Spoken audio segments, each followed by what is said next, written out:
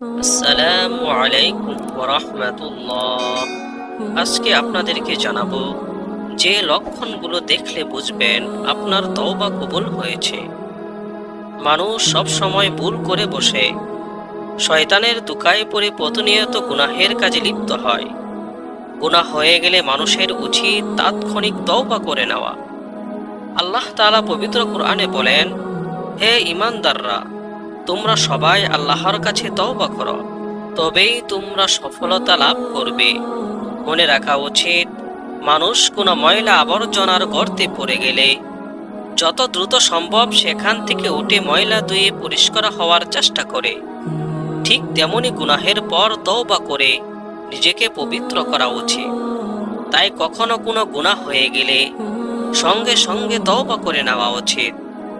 তওবা আল্লাহর কাছে কবুল হয়েছে বোঝার কিছু আলামত হলো, আগে থেকে তওবাকারীর অবস্থা কিছুটা ভালো হওয়া, অর্থাৎ আগের তুলনায় নেক আমলের প্রতি আগ্রহ বেড়ে যাওয়া, গুনাহের প্রতি আগ্রহ কমে যাওয়া, আগে যেসব গুনাহ করে ফেলেছেন তার কথা স্মরণ করে অনুতপ্ত হওয়া এবং অনুশোচনায় দগ্ধ হওয়া, মনে মনে আল্লাহর ভয় জাগ্রত হওয়া, পাপের প্রতি আগ্রহ তৈরি হলে জাহান্নামের শাস্তি ও আল্লাহ তাআলার অসন্তুষ্টির কথা খেয়াল হওয়া, আচার আচরণে বিনয়ী ভাব আসা, গুনাহের শাস্তি ও আল্লাহ তাআলার অসন্তুষ্টির কথা স্মরণ করে বারবার তওবার প্রতি আগ্রহ তৈরি হওয়া।